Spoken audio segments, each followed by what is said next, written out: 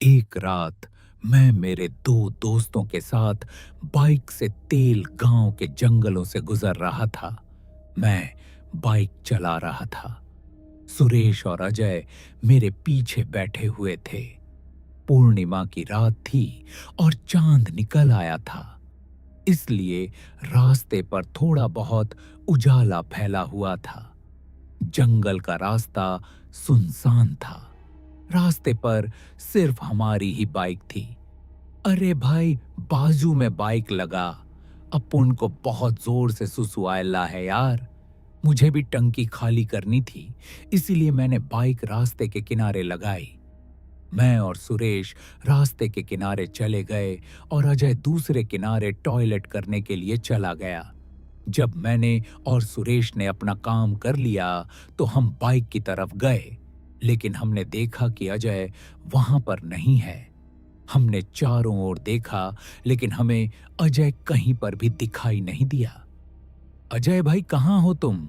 सुरेश ने अजय को आवाज देते हुए कहा, लेकिन अजय ने कोई भी जवाब नहीं दिया।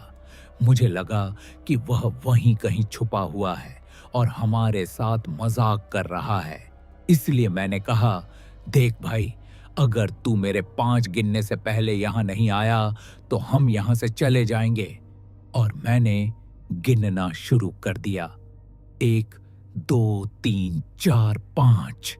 तभी हमें जंगल से अजय की चीख सुनाई दी, भाई बचाओ! अरे, मुझे लगता है कि वो हमें पोपट बना रहा है।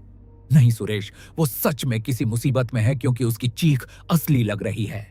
तभी हमने अजय की एक और चीख सुनी, मुझे छोड़ दो, मुझे छोड़ दो। वो किसी से उसे छोड़ने की विनती कर रहा था। हम दोनों उसकी आवाज की तरफ जंगल में भागे। कुछ मीटर अंदर जाते ही हमें जमीन पर पड़े पत्तों पर खून दिखाई दिया। वो देखकर हम दोनों डर गए। अजय सच में किसी मुसीबत में फंसा हुआ था। वहीं जमीन पर घिसटने के निशान थे। हमने उन निशानों का पीछा किया। तभी अजय के चीखने की आवाज आई। हमने उसकी आवाज की ओर देखा तो हमें दिखाई दिया कि दूर एक काली साड़ी पहनी हुई औरत अजय का पैर पकड़कर घसीटते हुए ले जा रही है। हमने उस औरत का पीछा किया, लेकिन उसकी गति बहुत ज्यादा थी। देखते ही देखते वह जंगल में गायब हो गई। अजय दर्द से चीख रहा था, हमें आवाज दे रहा था। हम दोनों ने जमीन पर पड़े घसीटने के निशान का पीछा किया। वो निशान हमें एक कोठी तक ले गए। जंगल के बीचों बीच वो लकड़ी की 2 माले की कोठी बनी हुई थी। वो बिल्कुल पुरानी, और उसके ऊपर पौधे और घास उगाए थे। तभी एक बार फिर से उस कोठी से अजय के चीखने की आवाज आई और बाद में एक गहरा सन्नाटा छा गया। जल्दी चलो, हमें अजय को बचाना होगा, मैंने सुरेश से कहा। लेकिन सुरेश डरा हुआ था। वो बस उस कोठी को घोरे जा रहा था। क्या हुआ?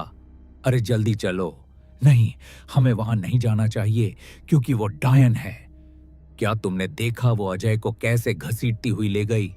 एक साधारण औरत ऐसा कुछ भी नहीं कर सकती। सुरेश घबराते हुए मुझसे बोला, अरे ऐसा कुछ नहीं है। पहली बात तो यह कि वो औरत है, आदमी हम नहीं जानते, क्योंकि हमने उसका चेहरा देखा ही नहीं है। ऐसा भी तो हो सकता है कि वो कोई आदमी हो जिसने साड़ी पहनी हो, और वो कोई पागल या साइको किलर हो। इसलिए इससे पहले कि वो अजय की जान ले, हमें उसे बचाना होगा। नहीं, मुझे नहीं लगता कि हम अजय को बचा पाएंगे। हमें यहां से अपनी जान बचाकर भाग जाना चाहिए। चुप हो जाओ। अरे यार, वो हमारा दोस्त है। हम उसे ऐसे मरने के लिए नहीं छोड़ सकते। चुपचाप मेरे पीछे आओ, हम उस व्यक्ति को सबक सिखाएंगे, मैंने उसे कहा। हम दोनों ने वहां पर पड़ी लकड़ियों की लाठियां उठाईं और कोठी के पास गए। मैंने जैसे ही दरवाजा अंदर धकेला, अंदर से चमगादड़ों का झुंड उड़ते हुए बाहर निकला और सुरेश चिल्लाने लगा, देखो, मैंने कहा था ना वो डायन होगी। डायन जहां पर रहती है वहां पर चमगादड़ होते ही हैं। और यह तुम्हें किसने बताया? मैंने मूवीज में देखा है। चुप करो यार और मेरे पीछे आओ। ऐसा कहकर मैं कोठी के अंदर घुस गया। मैंने टॉर्च जलाई तो कोठी के अंदर चारों ओर मकड़ियों के जाले थे। सब तरफ धूल और मिट्टी थी। लकड़ी की कुर्सियां, टेबल सभी कीड़ों ने खाकर मिट्टी में बदल दिए थे। दीवार पर कुछ फोटो फ्रेम्स लगी हुई थी जिसमें एक आदमी और एक औरत थी। उस पर भी धूल जमी हुई थी। तभी अजय बहुत ही खौफनाक आवाज में चीखा और अचानक से उसकी आवाज बंद हो गई। वह आवाज दूसरे माले से आई थी। जल्दी से मेरे पीछे आओ, मैंने सुरेश से कहा, लेकिन उसने मेरा हाथ पकड़ लिया। नहीं, ऊपर मत जाओ वरना वो हमें भी मार डालेगी, घबराते हुए मुझसे बोला। मैंने अपना हाथ उसके हाथ से छुड़ा लिया और मैं दूसरे माले पे जाने वाली सीढ़ियों की तरफ भागा और मैंने देखा कि सीढ़ियों से खून बह रहा था और वह दूसरे माले से आ रहा था। मैं घबरा गया, लेकिन मुझे अजय की जान बचानी थी। खून देखकर सुरेश मुझे वहां से भाग जाने के लिए कह रहा था, लेकिन मैं अपने दोस्त को मरने के लिए नहीं छोड़ सकता था। मैं भागते हुए दूसरे माले पर गया और सामने का नजारा देखकर मेरे रोंगटे खड़े हो गए। डर के मारे मैं कांपने लगा। सुरेश तो वो भयानक मंजर देखकर चीख उठा क्योंकि कॉरिडोर में छत से अजय की लाश लटक रही थी।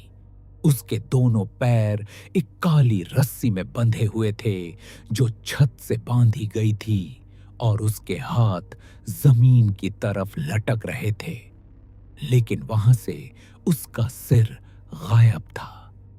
तभी हमें अजय की आवाज सुनाई दी, भाई मुझे बचाओ। लेकिन यह कैसे मुमकिन है? अजय तो मर चुका है। शायद नहीं, क्योंकि इस लाश का सर नहीं है और इसके शरीर पर कोई कपड़े भी नहीं है, इसलिए हम नहीं कह सकते कि वो मर चुका है। अजय की आवाज एक कमरे से आ रही थी। हम लोग हाथ में लाठियां लेकर उस कमरे में गए। कमरे में अंधेरा था। हमने मोबाइल की टॉर्च से कोने में देखा तो कोने में वही औरत बैठी थी। उस औरत ने सिर पर पल्लू ओढ़ा हुआ था और उसकी पीठ हमारी तरफ थी, लेकिन वो औरत अजय की आवाज में रो रही थी। हमें कुछ भी समझ में नहीं आ रहा था कि क्या हो रहा है। कौन हो तुम और अजय कहां है? मैंने उस औरत से पूछा। तभी कोने में बैठे उस औरत ने मुड़कर हमारी तरफ देखा और सामने का मंजर देखकर हमारे रोंगटे खड़े हो गए, क्योंकि उस औरत का सर नहीं था। उसके हाथ में अजय का कटा सिर था। दोस्तों, मैं यहां हूं, अजय का सिर हमसे बोला। हम जान चुके थे कि उस सिर कटी औरत ने ही अजय का खून किया है और बाहर कॉरिडोर में जो लाश लटक रही थी वह अजय की ही है। वह औरत चुड़ैल या डायन थी या रूह या फिर आत्मा, यह तो हम नहीं जानते थे, लेकिन हम यह जानते थे कि वो इंसान नहीं है और हमारे खून की प्यासी है। हम दोनों बहुत ज्यादा डर गए थे। हम आंख फाड़कर उसकी ओर देख रहे थे। तभी उस औरत ने अजय का सिर अपने गले पर लगाया। उसने अपने गले को कुछ झटके दिए और अजय का सिर अब उसका हो गया। उसके बाद वो मुस्कुराई और हाथ हमारी तरफ करते हुए बोली, मुझे मेरा सिर ला दो, मुझे मेरा सिर ला दो, वरना मैं तुम्हारा सिर ले लूंगी। यह सुनकर मैं और सुरेश वहां से उस घर से भागे। मैं जंगल में भाग रहा था, लेकिन कुछ दूर जाते ही मैं समझ गया कि मैं अकेला भाग रहा हूं और मेरे पीछे सुरेश कहीं भी नहीं है। मैं कुछ मीटर पीछे चला गया। मैंने देखा कि सुरेश उस भूतिया कोठी की तरफ जा रहा है। मैं भागते हुए उसके पीछे गया। सुरेश, तू कोठी की तरफ क्यों जा रहा है? भाग यहां से, वरना वो तुम्हें भी मार डालेगी। लेकिन सुरेश रुका नहीं। वो कोठी के बाहर तक जा पहुंचा।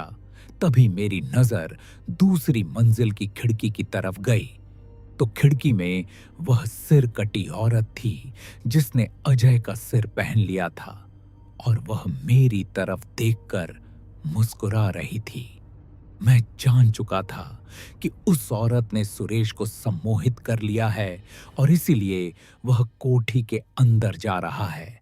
वो अपने होश में नहीं था तो मैंने उसका हाथ पकड़ लिया और उसे वहां से दूर खींच कर ले गया। लेकिन सुरेश ने मुझे धक्का मारा और मैं पेड़ से जा टकराया। मेरा सिर जख्मी हो गया और आंख के सामने सब कुछ धुंधला धुंधला दिखाई देने लगा। लेकिन मैंने देखा कि सुरेश उस कोठी के अंदर चला गया है। कुछ देर बाद मेरी आंखों की रोशनी ठीक हो गई और मैं सुरेश को आवाज लगाते हुए कोठी के उसी कमरे में चला गया जिसमें मैंने उस औरत को देखा था। मैंने देखा कि कमरे में सुरेश अपनी गर्दन पर एक हाथ से छुरी लगाए हुए खड़ा था और दूसरे हाथ से उसने अपने सिर के बाल को पकड़े हुए था। मेरा सिर ला दो, मुझे मेरा सिर ला दो। सुरेश अजीब तरीके से बड़बड़ाता गया और उसने अपने ही हाथ से छुरी से अपना सिर काट लिया और दाएं हाथ में पकड़ लिया। उसके धड़ से खून की पिचकारियां निकलने लगीं और वह जमीन पर गिर गया। यह देखकर मेरे पैरों तले जमीन फिसल गई। क्या हुआ? डर गए। मेरे पीछे से अजय की आवाज आई। मैंने मुड़कर देखा तो खिड़की में वही सर कटी औरत बैठी थी जिसने अजय का सर पहना था। मैं वहां से भागा और दरवाजे तक पहुंचा, लेकिन उससे पहले ही वह दरवाजे तक पहुंच गई थी और दरवाजे के बिल्कुल सामने खड़ी थी। मैं वहां से बाहर नहीं जा सकता था। क्या चाहिए तुम्हें? क्या चाहिए? मेरा सिर, मुझे मेरा सिर ढूंढ कर ला दो, और अगर तुमने ऐसा नहीं किया तो मैं तुम्हारा सिर ले लूंगी। मैं समझ गया कि जरूर इसका किसी ने सिर काट कर खून कर दिया था और उसकी आत्मा अब उसका सिर ढूंढ रही है। अब मेरे सामने उसका सिर ढूंढने के अलावा कोई और चारा नहीं था। लेकिन मैं आपके बारे में कुछ नहीं जानता कि आपके साथ क्या हुआ था। आपका सिर ढूंढने के लिए आपको मुझे सब बताना होगा जो आपके खून के दिन हुआ था। मैं मेरे पति के साथ समर वेकेशन पर यहां आई थी। हमने यह कोठी छुट्टियां गुजारने के लिए ली थी। उस दिन मेरे पति कोठी के पीछे वाले तालाब पर मछलियां पकड़ने गए थे। मैं कोठी में अकेली थी। तभी किसी ने दरवाजा खटखटाया। मैंने दरवाजा खोला तो दरवाजे पर कुछ 19 से 20 साल के 3 लड़के खड़े थे। उनके पीठ पर कैंपिंग बैग्स थी। दरवाजा खोलते ही वो तीनों मेरी तरफ देखने लगे। उनमें से एक लड़का मेरे हाथ में पानी की बोतल थमाते हुए बोला, आंटी, हम लोग जंगल में कैंपिंग के लिए आए हैं, लेकिन हमारा पानी खत्म हो गया है। क्या हमें पीने के लिए पानी मिल सकता है? वो लड़का शराब पिया हुआ था, लेकिन इंसानियत के खातिर मैंने उन्हें पानी देने का तय किया और दरवाजा आगे धकेल के किचन में पानी लेने चली गई। मैंने फ्रिज में से बोतल निकाली। तभी पीछे से किसी ने मेरा मुंह बंद कर दिया। मैं चिल्ला नहीं सकी। तभी मेरे सामने 2 लड़के आए। वो तीनों लड़के मेरे घर में घुस गए थे।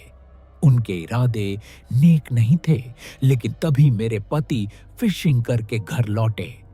उन लड़कों को मुझे पकड़ा हुआ देख उन्होंने उनके हाथ से पकड़ी मछली फेंक दी और उन लड़कों पर टूट पड़े। लेकिन उनमें से एक लड़के ने कैंपिंग नाइफ से उन्हें घोंप दिया। उन्होंने वहीं तड़पते हुए अपनी जान दे दी। मैंने उस लड़के के हाथ को दांतों से काटा। ये देख वो गुस्सा हो गया और उसने मुझ में चाकू से घोंप दिया। मैं फर्श पर गिर गई। वो लड़का शराब के नशे में पागल हो गया था। उसने मेरा सिर चाकू से काट डाला और मेरा कटा सिर हाथ में लिया। मैंने खुद का सिर कटा शरीर देखा और कुछ ही देर में मेरे आंखों के सामने अंधेरा छा गया। जब मेरी रूह जागी, वो अधूरी नहीं थी। मेरा शरीर बरगद के पेड़ के नीचे दफनाया गया था, लेकिन वहां पर मेरा सिर नहीं था। मेरी रूह अधूरी थी। इसलिए अधूरी रूह पूरी करने के लिए मुझे मेरा सिर चाहिए। उसके बाद तुम्हें मेरे शरीर की हड्डियों को सिर के साथ जलाना पड़ेगा। तभी मुझे मुक्ति मिलेगी और उसके बाद अपने आप तुम मेरे चंगुल से छूट जाओगे। यह सुनकर मैं थोड़ा हैरान रह गया, क्योंकि उसकी बताई हुई बातें उसका सिर ढूंढने में मेरी मदद नहीं कर सकती थीं। उसके बाद क्या हुआ? जब आपकी जान चली गई, तब आखिरी बार आपने क्या सुना? वो मछली को फ्राई करके खाने की बात कर रहे थे। मैं कुछ देर सोचने लगा। आपने बताया कि आपके पति ने मछली फेंकी और लड़कों पे टूट पड़े। इसका मतलब कि उन्होंने केवल एक ही मछली पकड़ी थी। हाँ, सिर्फ एक ही मछली थी। वो एक मछली खाने के लिए उन्हें काफी नहीं होगी, इसलिए वह जरूर फिशिंग वगैरह लेकर मछली पकड़ने तालाब की ओर गए होंगे। और मुझे लगता है उनमें से एक लड़का आपका सिर हाथ में पकड़े तालाब की ओर ले गया होगा और उसी ने आपका सिर तालाब में फेंक दिया। मैंने अनुमान लगाया। उस वक्त मेरे दिमाग में जो कुछ भी आया, मैंने उसे वही बताया। तो जाके मेरा सिर तालाब में ढूंढो। मेरे पास दूसरा कोई चारा नहीं था। एक नया इंसान तालाब पे किस रास्ते से जा सकता है? यह सोचकर मैं कोठी के पीछे वाले तालाब पर गया, क्योंकि वो लड़के भी उस तालाब पर मेरी तरह ही गए होंगे। मैं किनारे पर खड़ा हुआ। शायद उस लड़के ने इसी जगह से उसका सिर पानी में फेंका था। मैंने किनारे पर एक जगह खड़े होकर बोला। मैंने आजू बाजू देखा। वहां पर कुछ खाली नारियल पड़े थे। मैंने उनमें से एक सिर के बराबर नारियल उठाया और पानी में फेंका। उसके बाद मैंने उसके 5 मीटर के रेडियस में तालाब में डुबकी लगाई।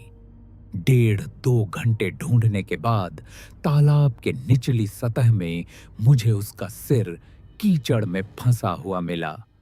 उसका पूरा मांस मछलियों ने खा लिया था। मैं वह सिर जमीन पर ले आया। उसके बाद मैंने उस औरत की कब्र खोदी और उसके शरीर को उस सिर के साथ जला दिया। तभी उसकी आत्मा आसमान की ओर चली गई। उसके बाद मैं वहां से भागा और अपनी जिंदगी में उस खौफनाक जंगल की तरफ कभी नहीं गया।